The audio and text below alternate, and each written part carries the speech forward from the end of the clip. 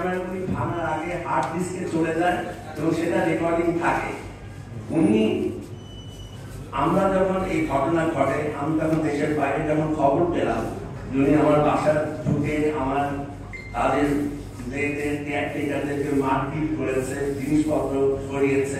আমার বাসা যেখানে উনি কোনোদিন থাকেনি, ঢুকেনি, এটা কমপ্লিটলি আমার নিজস্ব বাসা, সেখানে ঢুকে আমার মেয়ের বাসায় ঢুকে উনি ওখানে কিছু জিনিসপত্র কি করেছে আমরা এখনো জানি না, কিন্তু আমার বাসা থেকে উনি অনেক কিছু নিয়ে গেছে যার মূল্য আবার 70 লাখের উপরে।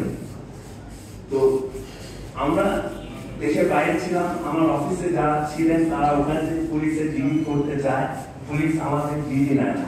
ইনিশিয়েটিভ ট্রিপল নাইনে ফোন করলে পুলিশের সাহায্য আমরা পাই, কারণ আর আমাদের পাড়া প্রতিবেশীরা আমাদের সাহায্য করে, আমাদের অ্যাসোসিয়েশন বাইকার অ্যাসোসিয়েশন থেকে আমরা সাহায্য পাই, পাড়া প্রতিবেশীদের থেকে সাহায্য পাই।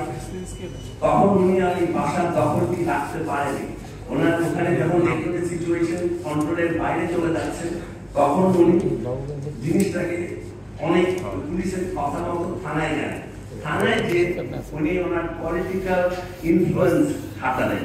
উনি দেখেন আমরা যখন জিডি করতে যাই তখন আমাদের কিন্তু জিডিটা গ্রহণ হয় না।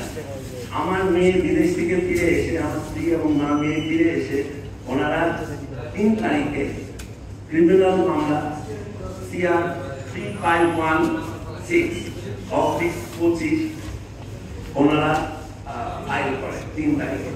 কিন্তু ঘটনার 10 দিন পরে উনি থানায় একটি জিডি করে আমাকে 1 নম্বর আসামি করে।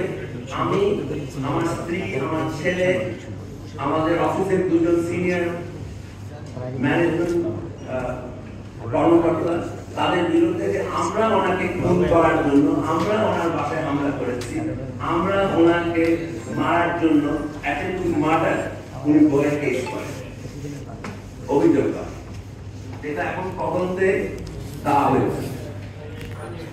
এখানে কিন্তু একটা জিনিস আমরা বারবার